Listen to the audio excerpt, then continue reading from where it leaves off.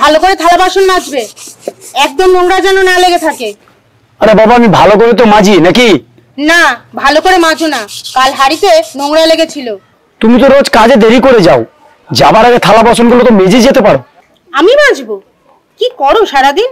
তুমি তো সারাদিন বন্ধুদের সাথে আড্ডা মেরে বেড়াও। আমি কোথায় বন্ধুদের সাথে আড্ডা মেরে বেড়াই? তাছাড়া কি করবে তুমি? চাকরি বাকরি তো করবে না। কাজ পেলে তো করব। কাজ কি তোমার বাড়িতে এসে দরজায় কড়া নাড়বে? কাজ খুঁজতে হয়। কাজ কি আমি খুঁজছি না? খুঁজলে ঈশ্বরকে পাওয়া যায়। তোমার সঙ্গে তর্ক করে আমার সময় নষ্ট করে লাভ নেই।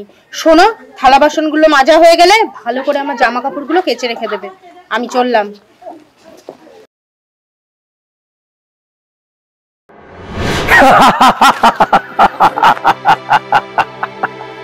খিরে, সারা জীবন এইভাবে চলবে তো?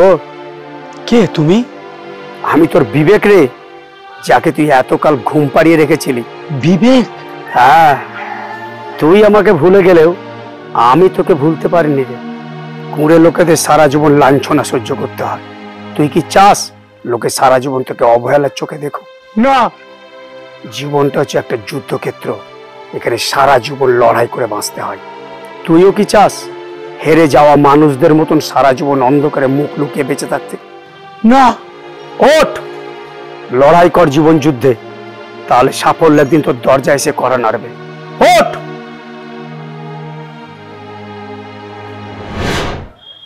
অনিতা, অনিতা।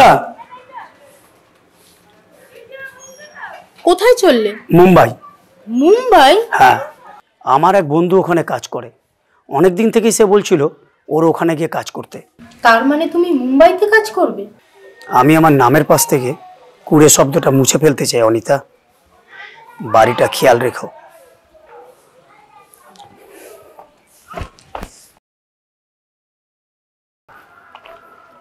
আরে আকাশ, তুই এতদিন কোথায় ছিলিস? আমি এখন বোম্বেতে কাজ করছি অজয়দা। তুই অনেক বদলে গেছিস রে। আসি অজয়দা, আবার দেখা হবে।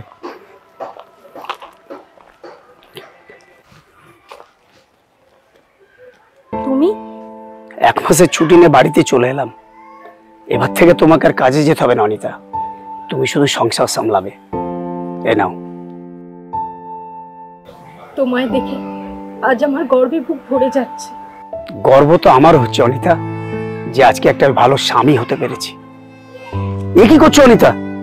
আমাকে ক্ষমা করে দিও আকাশ, সারা জীবন তোমাকে অবহেলার চোখে দেখেছি।